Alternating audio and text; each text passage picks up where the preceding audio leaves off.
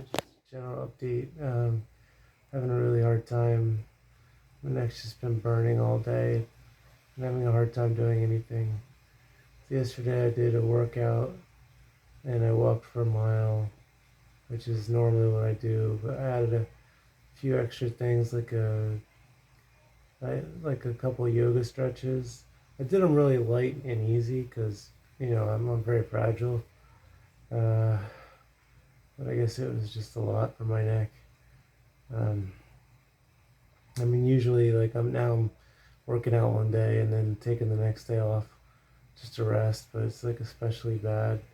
And yeah, also like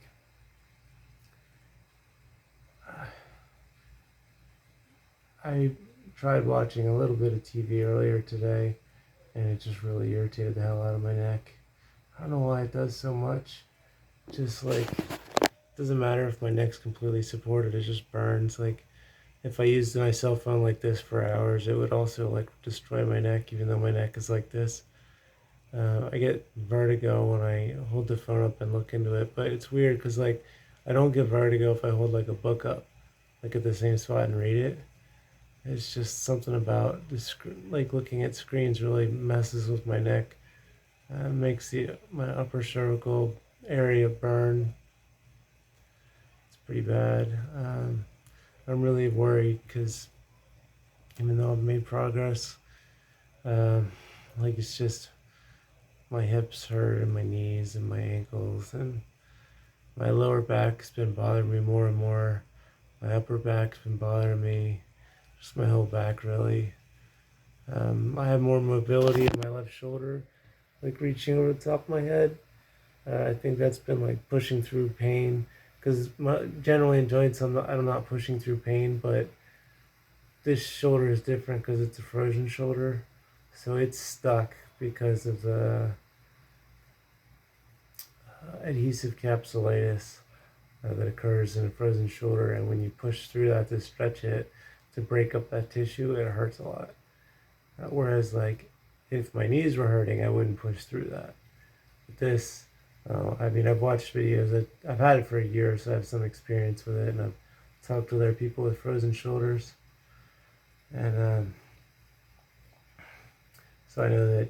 I mean, one of the surgical procedures, not really surgical, but one of the ways that they can fix a frozen shoulder fast, they put you out, put you under, and then they just rip your arm, like in the full range of motion. They tear the flesh that's like in your shoulder, holding on to your bone, and then you just get on painkillers for a couple weeks, and then you're back to normal. So I'm like, well, if they can do that, then I can push through it. And like on vertical presses with the bands, like I'm pushing upward, and it hurts, like right up in here. But like if this shoulder hurt, I would be a little more careful because it's not a frozen shoulder. And and my hips, like any other place. So that's a positive thing. Um, and then the reason I'm making this is just to say like daily kind of update thing because I forget when times are good, when times are bad, what I did, what affected it, and I want other people to know. Uh, it's just the kind of daily struggle that. Plus, people will be like, "Yeah, what's it like having craniocervical instability?" And it's like, "This is what it's like." And also when you have connective tissue problems throughout your whole body, like I mean I couldn't put the dishes away earlier today.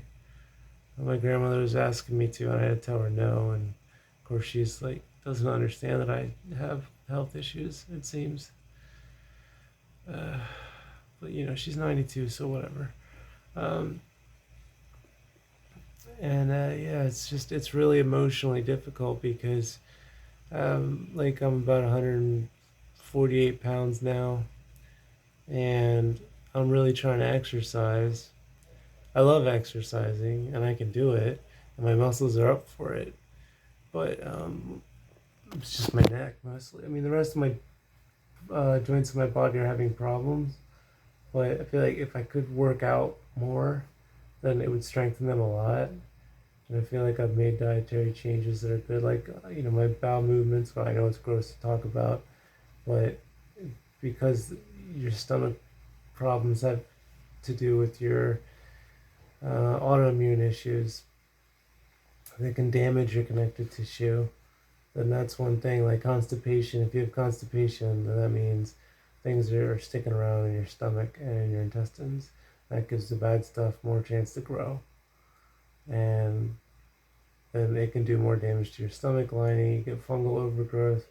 You get stuff going in your bloodstream you don't want to, because there's more of it, and also because you can have more damage to your intestines and stomach because of things being blocked up. So it's like I've been very consistent with taking psyllium husk and eating carrots and eating kale and blueberries and other things.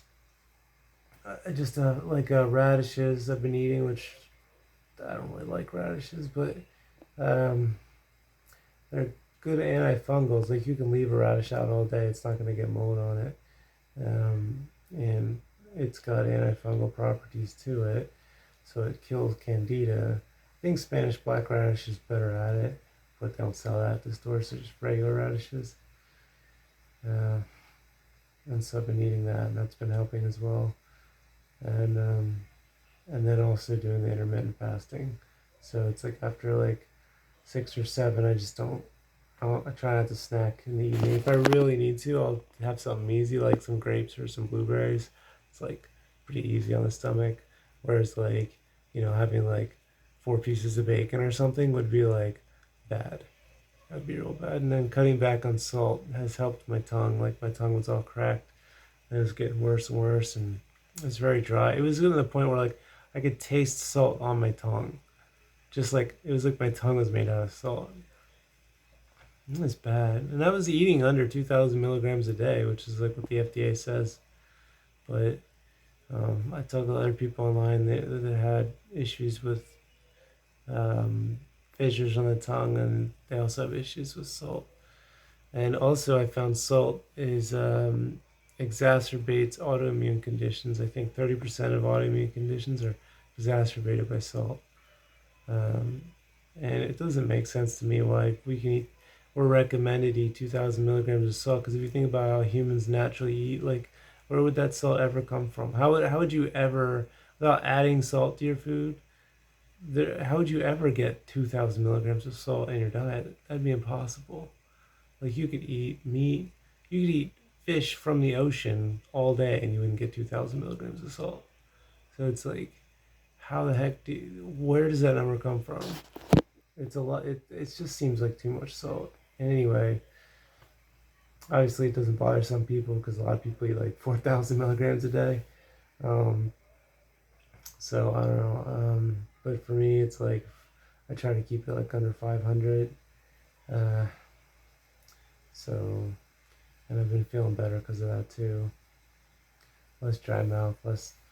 So, because if you have a lot of salt, if you have too much salt, it can dry up your intestines, which can also cause constipation. So, like, if you wanted to cause yourself constipation quick, you eat red meat with salt in it, because red meat is going to cause you stomach problems, and then it's not necessarily a problem, but it slows down digestion, and then also salt slows down digestion. So that kind of stuff will lock you up if you eat a lot of it. And yeah, so that's it. What's going on for me? It's really emotionally traumatic and painful all day, and it's like I'm just alone all the time. Nobody really cares. I mean, I know there are some people out there that do, but I mean, generally, when like you talk to people, they don't give a shit.